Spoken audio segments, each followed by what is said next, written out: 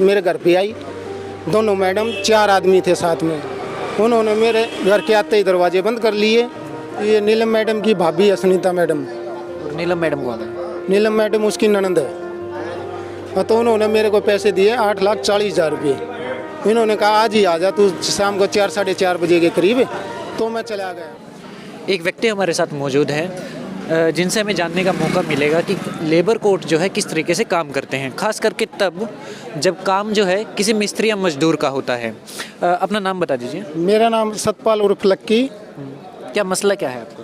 मैंने वो global space 24 sector है।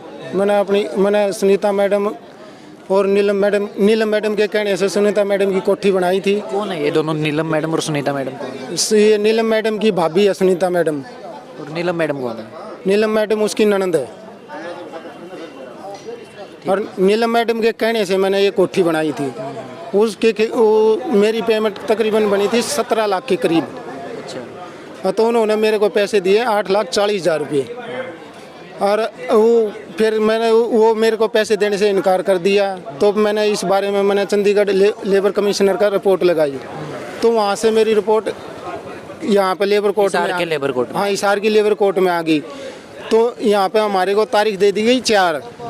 तो लेबर कोर्ट में जज साहब ने बोला कि अपनी अपनी पेमाश करके ले आओ, एक बंदा तू अपना ले जाइए और ये अपने को बुला लेंगे। तो मैंने नीलम मैडम से और सुनीता मैडम से बोला कि मैं कब आऊँ जी। इन्होंने कहा आज ही आ जा तू शाम को 4 साढ़े 4 बजे के करीब।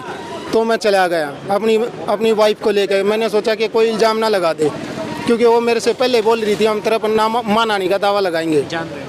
हाँ, तो मैं अपनी पत्नी को लेकर चला गया उधर। आर्किटेक्ट सुनीता मैडम, नीलम मैडम पाई, दोनों की दोनों। तो तीनों पाई। इन्होंने कहा कि एग्रीमेंट ले रहा है। तो एग्रीमेंट इन्होंने बना के नहीं दिया था मेरे। तो मैंने बोले एग्रीमेंट ले रहा होता तेरी सारी पेमाश कर देंगे ना। तो हमने जो पैसे दे दिए वो तेरे आ गए। और वो पैसे किस तरीके से दिए गए थे आपको? पैसे मेरे को कैश द्वारा दिए थे। पूरा का पूरा कैश दिया? हाँ, कैश ही दिए थे। कदे 20, कदे 30, कदे 50 ऐसे करके दिए थे। तो जब आपको पैमाइश नहीं करने दी गई है, हाँ, तो उसके बाद आप दोबारा कोर्ट में गए? नहीं करने दी। तो मैं वापसी आ गया अपने घर अपनी पत्नी को लेकर। जबकि हमारे को 12 तारीख का टाइम दिया था कोर्ट ने कि 12 तारीख को अपने पेमाश करके ले आइयो, दे दियो कोर्ट में आकर हम थारा करेंगे सलूशन। जबकि फिर अगले दिन 5 तारीख को शाम को 7 साढ़े 7 बजे करीब मेरे घर पे आई दोनों मैडम, 4 आदमी थे साथ में। उन्होंने मेरे घर के आते ही दरवाजे बंद कर लिए और मेरे को इस नीलम मैडम ने ऊपर से बुला कर मेरे को जाति सूचक गालियाँ दी। साले कुत्ते ढेड़ धाड़क किस बात के पैसे मांगे हैं।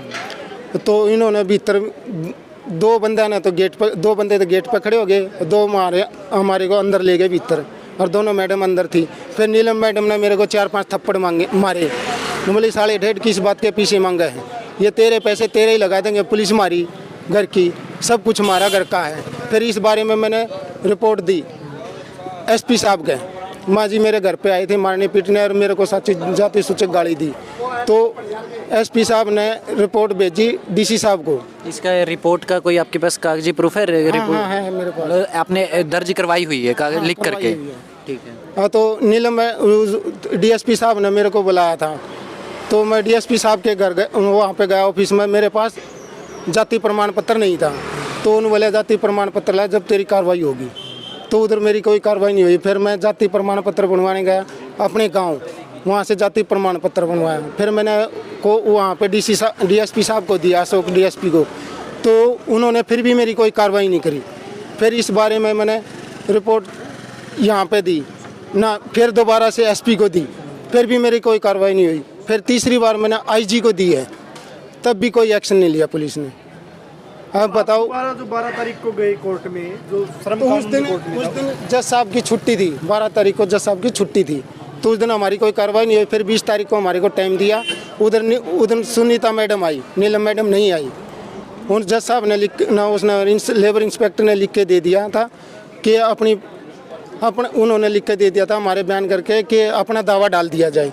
हम अपना दावा डाल दो, ये मैडम ऐसी ही है भाई। मामले को कोर्ट में लेके जाएं, लेबर कोर्ट की बजाय जो डायरेक्ट कोर्ट है उसमें हाँ लेके जाएं। हाँ। तो अब बुलाइए, अब एप्लीकेशन है, अपना दावा डाल दो। तो मेरा आज तक दावा भी नहीं डालने दिया। और जो क्यों आप वकील के थ्रू केस नहीं कर पा रहे हैं क्या? हाँ, वकील के थ्रू केस नहीं कर पा रहा हूँ मैं, क्योंकि मेरा डलने नहीं दे रहे उधर। कोई वकील केस नहीं ले रहा, ये कह कोई सकते हैं वकील केस नहीं ले रहा। कोई और पैसे मांगते हैं, मैं गरीब आदमी अपनी मजदूरी करूँ, वकीलों को पैसे दूँ, बताओ मैं कि मेरा कैसे इंसाफ होगा। और और नीलम मैडम ने सारा नीलम मैडम ने ही सारा मेरा काम कराया खराब, और जो क्योंकि मार कुटाई इसी ने कोठी बनवाई, इसी से ही पैसे मांगूंगा और यही मेरे को मारने की धमकी दे। और मैं चाह रहा हूँ घर पे आकर के जो मार कुटाई करी गई थी वो कब, कितना टाइम हो गया उसको 7 तारीख को आए थे, जनवरी की 5 तारीख को, जनवरी की 5 तारीख को आए थे शाम के 7 साढ़े 7 बजे करीब। उन्होंने मेरे को मारा और जाते जाते ये कहा कि तेरी लड़की को उठा कोठे पे बिठा देंगे। या तो आपने इसके मकान का बनाने का ठेका लिया हुआ था? नहीं, ठेका नहीं, मेरी मजदूरी थी। आपकी मजदूरी? हाँ, मजदूरी तय हुई थी। तो उन्होंने कहा था कि तेरा 160 रुपये स्क्वायर फुट दे देंगे। एग्रीमेंट इसलिए नहीं बनाया था उन्होंने कि ये फिर ठेका माना जो जाएगा। मजदूर लगे थे मकान बनाने में, हाँ, उनकी मजदूरी किसने दी? उनके पैसे मैंने अपना एक प्लाट था बालाजी बिहार में 50 गज का, उसको बेच के दिए, जो बाकी मजदूरी थी। फिर भी मेरे वो पैसे नहीं दे रहे। और पुलिस के पास भी गया मैं, FIR भी कटवाई, फिर भी मेरी पुलिस कोई कार्रवाई नहीं करी। तो जैसे कि आप जानते हैं, धाराएं तो इतनी लगा दी कि हद से भी ज़्यादा। धाराएं किस पे लगा दी? नीलम मैडम पर, सुनीता मैडम पर धारा इतनी लगा रखी है हद से ज़्यादा कि, और कार्रवाई उनकी एक की भी नहीं हो रही है। वो मेरी FIR पड़ी कॉपी। तो पुलिस डिपार्टमेंट को सोचना चाहिए। महीने भर से मार कुटाई का जो केस है, खास करके उसकी मैं बात कर रहा हूँ, 1 महीने से ऊपर हो चुका है। अगर केस सही है तो भी कार्रवाई की जाए, और अगर फर्जी है तो इस व्यक्ति की जो भी FIR है रफा दफा की जाए। मामले को लटका करके क्यों रखा हुआ है? यही नाकामी है हमारे पुलिस सिस्टम की। आप क्लियर करें कि मामला सही है कि नहीं है, कम से कम उसको एक साइड तो लगाए। व्यक्ति अपने FIR लेके धक्के खाता रह जा रहा है। जिस दिन DSP साहब के गया था मैं, उस दिन मेरे पास वो नहीं था जाति प्रमाण पत्र। मैं DSP साहब से बोला कि मेरी कार्रवाई कैसी होगी। उसके बाद आप दोबारा भी तो गए हैं, तब भी नहीं हुई है कार्रवाई। हाँ, तो DSP साहब बोले अब तू क्या कार्रवाई करेगा, तेरे खिलाफ तो हम करेंगे कार्रवाई। फिर ये कह के मेरे को वहाँ से निकाल दिया गया। तो ये हाल है हमारे हिसार के पुलिस सिस्टम का।